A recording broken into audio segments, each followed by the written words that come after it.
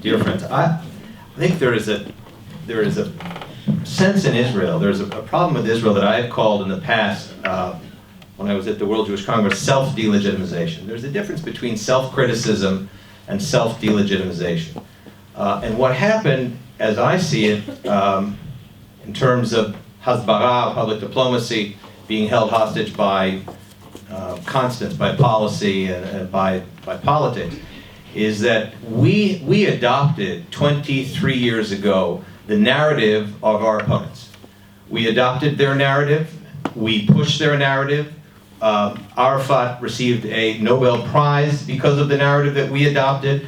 We made very far-reaching concessions through the last 23 years. So the world, one of the reasons that there is so much rabid criticism that is not open to Israeli public diplomacy is that we created, with our own sense of compromise and good neighborliness, a sense that the only thing that was missing was the establishment of another sovereign entity next to us.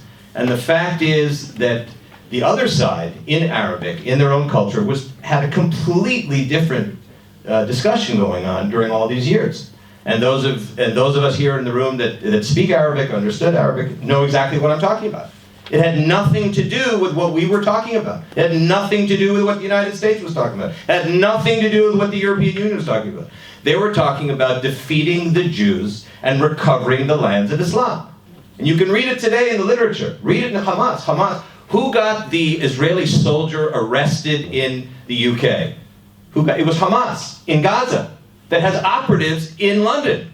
Do we understand what is really going on? And that's not an exception. That's been going on for years and years and years. So to answer the question, I guess I'm out of time, is as to whether hasbara or public diplomacy is held hostage. In a sense, I think, in a sense, we are constrained. We are constrained.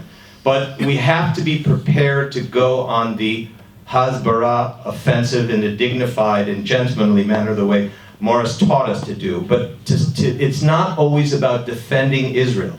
It's about uprooting the lies and the deception of the other side. That is a new approach to what we do as public diplomacy. I call it national security, as opposed to just public diplomacy. Thanks.